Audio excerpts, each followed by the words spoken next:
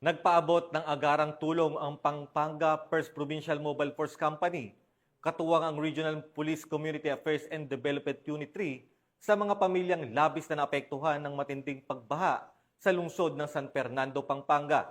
Nakibalita dyan si Police Corporal Giselle Rivera.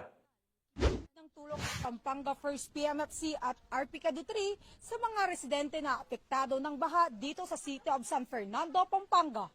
Pinangunahan ni Police Staff Sergeant Ryan Paulo Cortez ang relief operation kasama ang mga miyembro ng Regional Police Community Affairs and Development Unit 3 sa paghahatid ng serbisyo.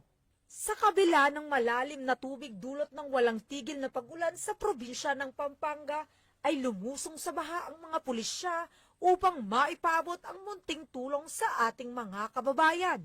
Namahagi ang mga otoridad ng mga kilong bigas, dilatang pagkain at mga gamot laban sa leptospirosis bilang pananggalang sa mga sakit na posibleng makuha sa maruming tubig. Labis ang kagalakan ng mga residente sa natanggap nilang tulong at malasakit na ipinakita ng ating mga kapulisan.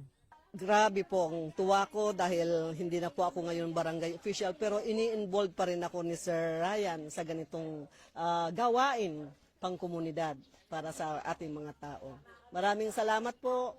Keep up your good works. Patuloy ang misyon ng pulisya na maipadama ang taus-pusong serbisyo sa anumang oras ng pangangailangan, sila ang kaagapay ng bayan. Sa gitna ng anumang kalamidad na nanatiling sandigan ang ating kapulisan sa pagtiyak ng kapakanan at kaligtasan ng ating mamamayan. Mula dito sa City of San Fernando, Pampanga, ang inyong PNN Correspondent, Police Corporal Giselle V. Rivera.